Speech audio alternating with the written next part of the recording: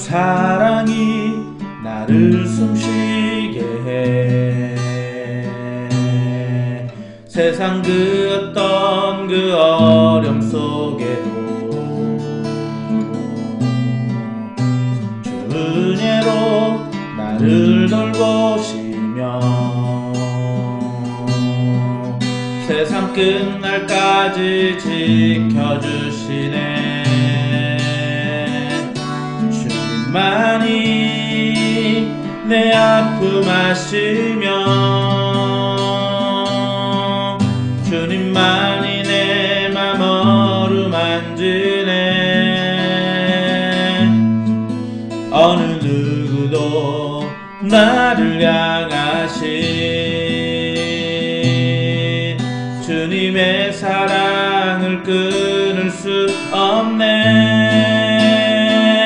주님만이 내 능력이시며 주님만이 나의 구원이시네. 어느 누구도 나를 향하신 주님의 사랑을 끊을 수 없네. 사랑이 나를 이끄시네. 내가 갈 수 없는 그곳으로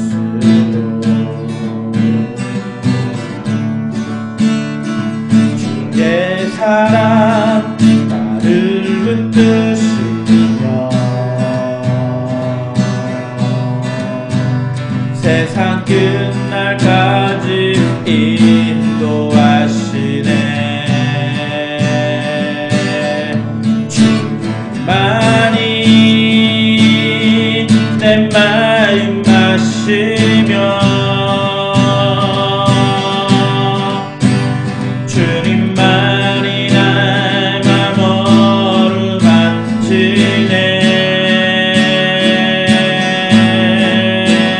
어느 누구도 나를 향하신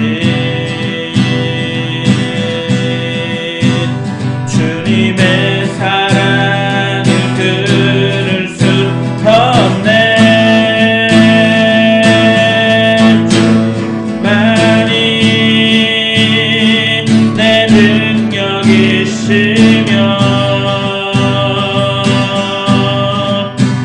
주님만이 나의 구원이시네.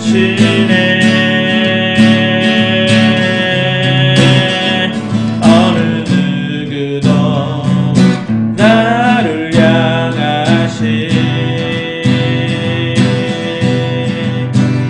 주님의 사랑을 끊을 수 없네.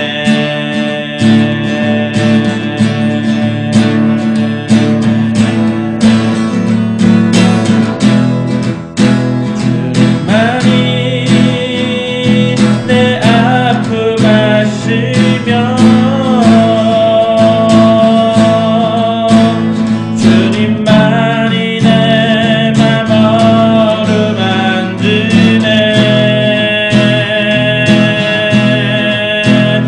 어느 누구도 나를 향하신 주님의 사랑을 끊을 수 없네.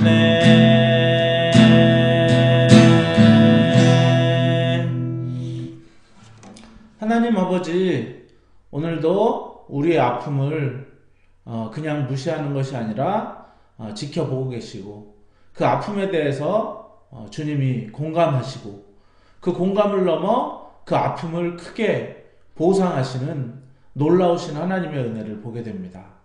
하나님 아버지, 오늘도 우리 안에 있는 고통을 피하게 해달라는 기도보다 그 고통을 견딜 수 있는 힘과 그리고 또한 주님과 동행하는 가운데 그 고통도 어렵지 않게 쉽게 이겨낼 수 있는 저희들이 다 되도록 함께하여 주옵소서.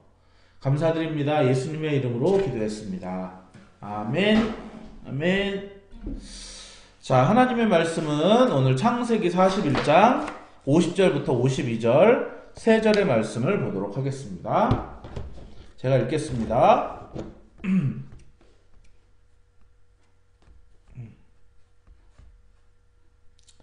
흉년이 들기 전에 요셉에게 두 아들이 나되 곧 온의 제사장 보디베라의 딸 아스낫이 그에게서 낳은지라.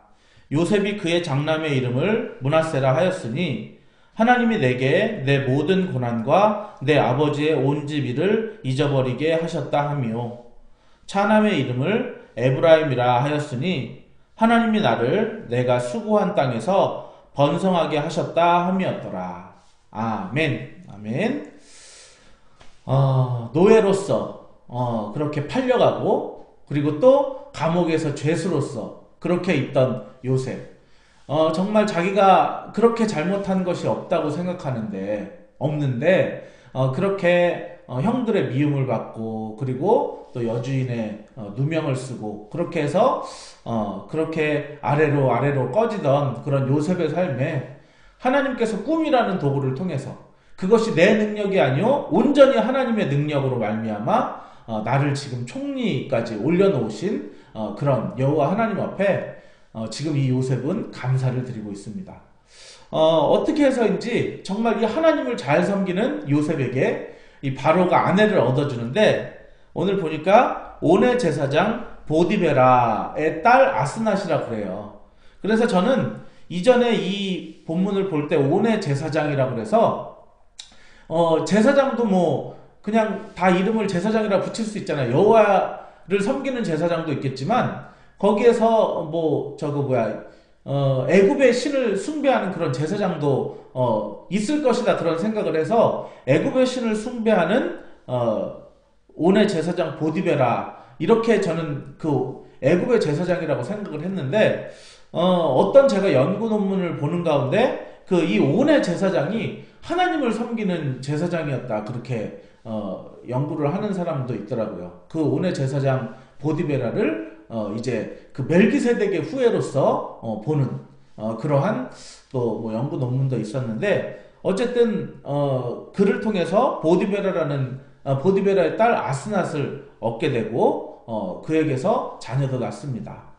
지금 우리 한성교회는 청년들이 많기 때문에 아직 미혼 남녀들이 많아서 벌써 이렇게 오랫동안 내가 수고하지 않았는데도 정말 나에게 어떤 자매가 생기게 되고, 배우자가 생기게 되고, 결혼을 하게 되고, 그리고 요즘에 참 불임이 많은 시대인데 자녀를 그렇게 얻게 되고, 이런 것들이 모두 은혜가 아닐까요? 무엇보다도 나를 노예의 신분에서, 그 죄수의 신분에서 지금 총리로 나를 감당할 수 없는 무게까지 이끌어주신 그 하나님의 감당할 수 없는 놀라우신 은혜. 정말 그 은혜로 말미암아 요셉은 두 아들의 이름을 이렇게 또 짓게 됩니다. 한 아이의 이름, 첫 번째 아이의 이름은 므낫세, 이렇게 짓게 되는데요. 그 므낫세의 이름의 뜻은 하나님이 내게 내 모든 고난은 내가 노예로서의 삶, 죄수로서의 삶, 그런 거였죠. 그리고 또 내 아버지의 온 집일, 형들이 미워해서 나를 팔아넘긴 그 일을 잊어버리게 하셨다 함이요. 그러니까 사실은 요셉이 그 전까지도 그것을 마음에 갖고 있었다는 거예요. 그러니까 만약에 진작에 이 바로의 꿈을 통해서 총리가 되지 않았다고 한다면은, 만약에 이제 그 술 맡은 관원장이 얘기해서 만약에 그 감옥에서 나오게 된다면은 이 요셉이 그 마음의 그 아픔으로 인해서 복수국을 벌일지도 모르겠다라고 하는 게 바로 이 부분을 볼 때 그것이 근거가 될 수 있다라고 하는 것이죠. 그런데 요셉이 그 모든 일들에 대해서 잊었다라고 하는 것이죠. 언제요? 무슨 일을 통해서요? 바로 이 꿈을 통해서 정말 그 하나님께서 애굽의 두 번째 통치 주권자로 그렇게 삼으셨을 때, 그러니까 우리는 사실 이전의 과거에 그런 상처와 또 힘들었던 일들이 있어요. 그런데 우리가 그것을 언제 잊게 되냐면은 그것에 대한 뭔가 보상을 받을 때, 자, 그럴 때 우리가 그 과거의 일들이 더 이상 상처가 아닌 그런 어떤 그냥 일련의 나의 살아왔던 과정 중에 그냥 지금 웃으면서 얘기할 수 있는 추억으로 그렇게 바뀔 수 있다라고 하는 것이죠. 예, 뭐 이를테면 형제들 그 군대가 그렇습니다. 군대에서 너무 고생하고 너무 힘들었는데 그것이 이제 제대하게 되고 그것이 제대하게 돼서 이제 현역 그 예비역을 마친 어떤 그런 듬직함으로 보상이 받아지고 그리고 그 보상으로 말미암아 이 세상 속에서 떳떳한 사회인으로 살아갈 수 있을 때 이제 이 사람들에게 그냥 그 보상에 대해서 이전에 그 힘들었던 그 시간들이 그렇게 어렵지 않은 거죠. 뭐 헬스 트레이닝 같은 것도 그런 것 같습니다. 뭐 연예인들이 뭐 그냥 일반인이야 모르겠지만 연예인들은 계속해서 대중 앞에 서야 되기 때문에 이 몸이나 이런 관리들을 잘 해야 되잖아요. 그렇기 때문에 그것을 막 트레이너 붙여가지고 이렇게 하는데 그냥 자기 혼자 하는 거는 그렇게 힘들지 않다고 그래요. 근데 트레이너를 붙여서 하면은 진짜 트레이너를 밟아 죽이고 싶을 정도로 너무 막 혹독하게 시켜가지고 힘든데 그런데 딱 스크린 앞에 딱 서가지고 사람들이 뭐 몇 개월 만에 이렇게 몸이 회복됐다고 딱 그랬을 때 오 그렇게 사람들이 깜짝 놀랄 때 그런 환호의 모습을 보여줄 때 그것이 일순간의 보상이 됨으로 말미암아 그때 그 미웠던 트레이너 그 힘들었던 그 과정들이 그냥 전혀 힘들지 않고 참 힘들었었지 하면서 웃으면서 얘기할 수 있다라고 하는 것이죠. 오늘 이 문화세 잊었다라고 하는 것은 하나님께서 감당할 수 없는 우리들에게 은혜를 부어주실 때 우리는 사실은 그 모든 이전의 괴로움들과 그 고난들을 잊게 된다고 하는 것이에요. 그래서 그것에 대한 내가 충분한 보상을 받았다 이렇게 내 몸이 그렇게 느끼게 됐을 때 그때 이제 우리는 이전의 것을 상처가 아닌 추억으로 그렇게 바꿀 수 있다는 것이죠. 여러분 혹시 오늘도 괴로움과 상처와 그리고 그 힘든 나날 속에서 어려워하고 계십니까? 오늘 여러분들이 구해야 될 것은 바로 이 감당할 수 없는 은혜예요. 하나님, 내가 하나님께서 요셉에게 허락하신 그 감당할 수 없는 은혜를 저에게도 허락하여 주시기 원합니다.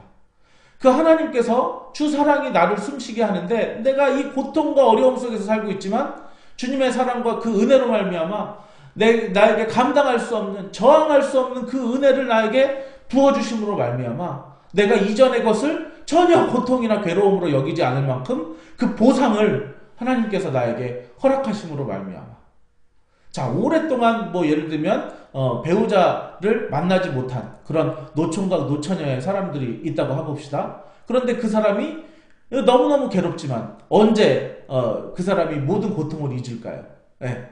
바로 저도 34살인가 우리 아내를 만나게 되면서 언제 저는 장가갑니까? 저는 결혼이나 할 수 있을까요? 맨날 그렇게 괴로움 속에 살던 사람이 그런 게 하나도 생각이 안 나요. 내가 그랬던 적이 있는가. 예. 그런 적으로 어떤 배우자를 딱 만났을 때 아리따운 신부 정말 너무 멋진 듬직한 남편을 만나게 됐을 때 그 모든 고통을 잊어버리게 된다는 거죠.